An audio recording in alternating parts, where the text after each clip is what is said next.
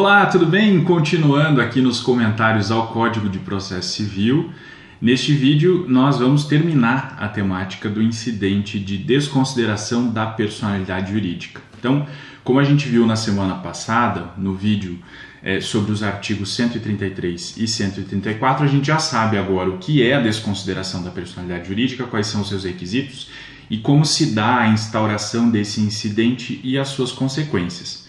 Nos três artigos que nós vamos analisar agora, o 135, o 136 e o 137, a gente vai conhecer algumas outras regras desse procedimento que é criado pelo CPC de 2015 para essa intervenção de terceiro. Pois bem, vamos ao artigo 135.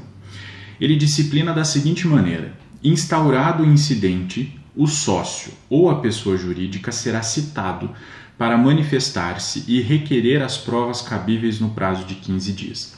Aqui é uma regra de contraditório e de ampla defesa, né? Porque a gente sabe o ato de citação é um ato básico de comunicação processual para se dar conhecimento a alguém que ainda não está na relação jurídica processual a respeito da existência de um processo contra si. E aqui ele faz referência tanto à pessoa jurídica quanto ao sócio, né? O sócio geralmente é aquele que é citado no incidente de desconsideração normal, digamos assim. Já a pessoa jurídica vai ser a citada num incidente de desconsideração inversa da personalidade jurídica, que a gente já viu também na aula passada, né? No vídeo da semana passada.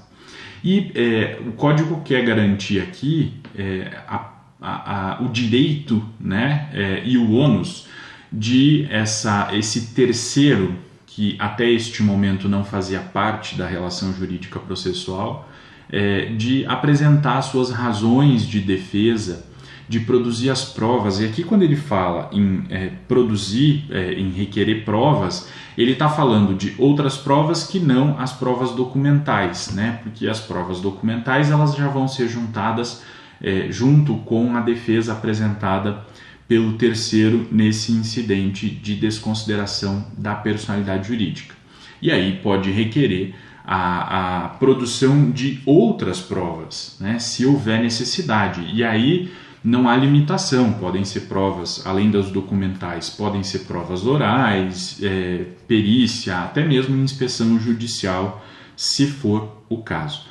E aqui um ponto que, embora a legislação não preveja, é importante a gente observar.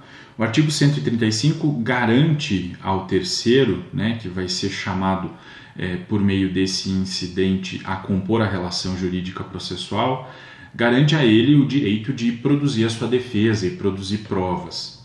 Agora, não fala nada na sequência sobre a possibilidade de manifestação da parte contrária, né? E é importante que se resguarde também a manifestação da parte contrária naquelas mesmas hipóteses em que o Código prevê que após a contestação a parte autora possa apresentar réplica ou possa apresentar impugnação à contestação. Não vai ser sempre depois da contestação que vai ter a réplica. Sempre vai haver réplica nas hipóteses em que a parte ré alegar fatos novos, ou trouxer provas novas, ou trouxer defesas processuais, né, que possam implicar em extinção do processo sem análise do mérito, ou em nulidade de algum ato processual, embora não implique em extinção do processo. Nessas hipóteses, o Código garante à parte autora a possibilidade de manifestação, de apresentação de réplica. Da mesma forma, tem que acontecer aqui após a defesa apresentada no incidente de desconsideração da personalidade jurídica. Ou seja, se forem trazidos fatos novos, se forem trazidas provas novas, documentos novos, ou se forem formuladas defesas processuais que possam levar à extinção do processo ou à nulidade de algum ato processual, é importante que o juiz, antes de decidir ou antes de fazer com que o processo vá adiante, dê à parte requerente da desconsideração a possibilidade de manifestar-se. ok? Então aplica-se aqui a mesma regra que se aplica a uma eventual impugnação da contestação. Vamos ao artigo 136. Ele diz assim: concluída a instrução, se necessária, o incidente será resolvido por decisão interlocutória. E aqui essa regra traz uma série de pontos importantes, né? Primeiro, a possibilidade de instrução processual, ou seja, a possibilidade de produção de outras provas, além daquelas provas documentais que eventualmente a parte já tenha produzido, né? Ou seja, eu posso produzir provas de outra natureza. Se for necessário fazer audiência para produção de prova oral, ok, se faz audiência. Se for necessário perícia, se faz a perícia. São produzidas todas as provas necessárias e, concluída a instrução, não havendo mais provas a serem produzidas, o juiz vai resolver o incidente por decisão interlocutória. Essa aqui é uma regra que se aplica ao procedimento em primeiro grau, né, em primeira instância, tanto no processo de conhecimento quanto no processo de execução ou na fase de cumprimento de sentença. A regra geral é que a questão do incidente seja resolvida por decisão interlocutória. Não há impedimento legal de que o juiz resolva essa questão na própria sentença, se for o caso. É que não é comum que isso aconteça, porque geralmente o processo está suspenso para que seja resolvido o incidente. Em hipóteses excepcionais, se não houver por alguma razão excepcional a suspensão, o juiz então pode resolver essa questão na sentença. E o parágrafo único vai disciplinar que, se a decisão for proferida pelo relator, cabe agravo interno. Por que ele disciplina dessa maneira? Nós vimos na aula passada que o incidente ele pode ser suscitado em qualquer grau, né? Tanto na primeira instância, na fase de conhecimento, quanto em fase recursal. E aí, se for em fase recursal, quem vai decidir o incidente de desconsideração da personalidade jurídica será o relator do recurso.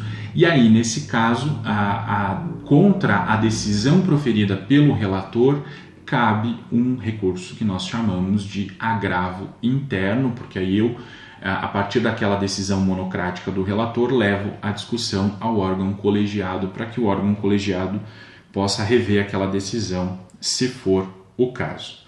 Ok? Então, se lhe perguntarem sobre a sistemática recursal relativa ao incidente de desconsideração, você vai dizer que, se a decisão for proferida por juiz de primeiro grau em decisão interlocutória, o recurso cabível é o de agravo de instrumento.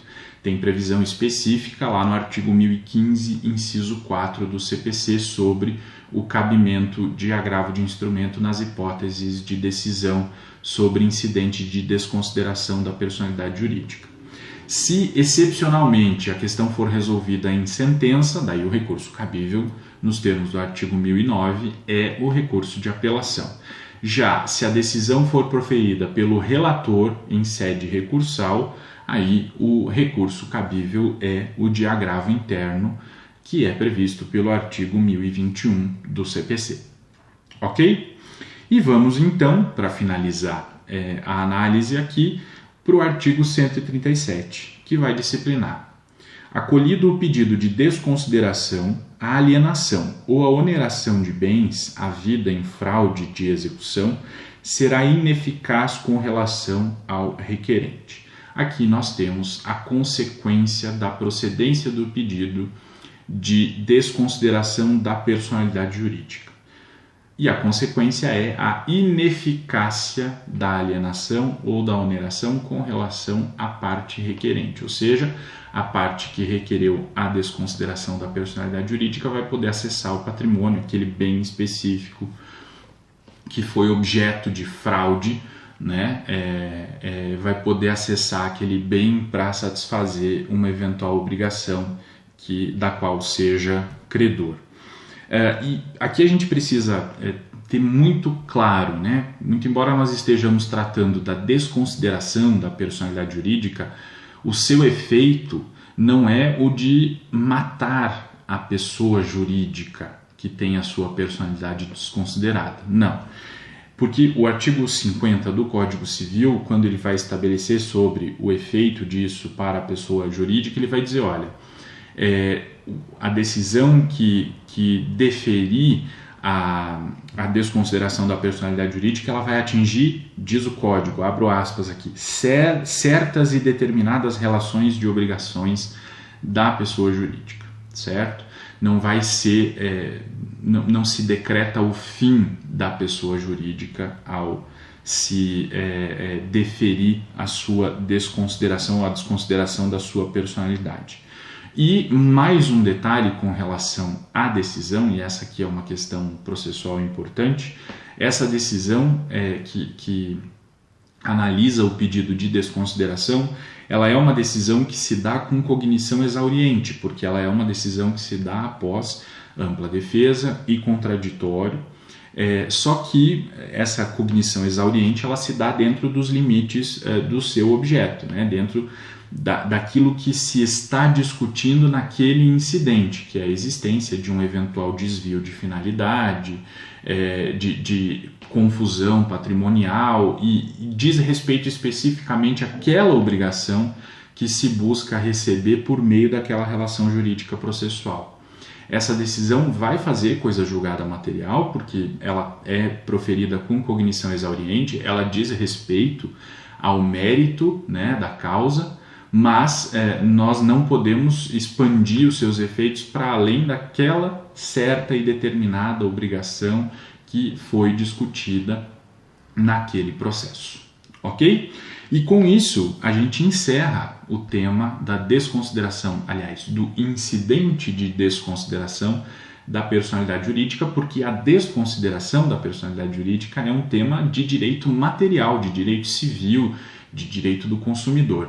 O que a gente analisa aqui, sob o ponto de vista processual, é apenas o procedimento previsto no CPC para o ingresso desse terceiro na relação jurídica processual.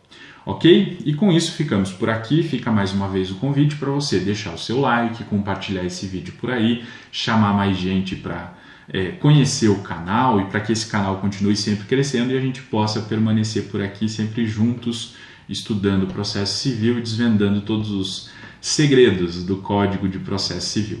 Ok? Fica aqui o convite também, já estava encerrando sem falar, para você conhecer a plataforma JuroAdox. O link está embaixo aqui na descrição do vídeo, é só você clicar, fazer o seu cadastro e acessar. Tem lá um mundo de informações, tudo que você precisa saber sobre o processo civil. Nós ficamos por aqui e nos vemos na semana que vem, quando formos tratar sobre o amicus curiae, a última forma de intervenção de terceiro.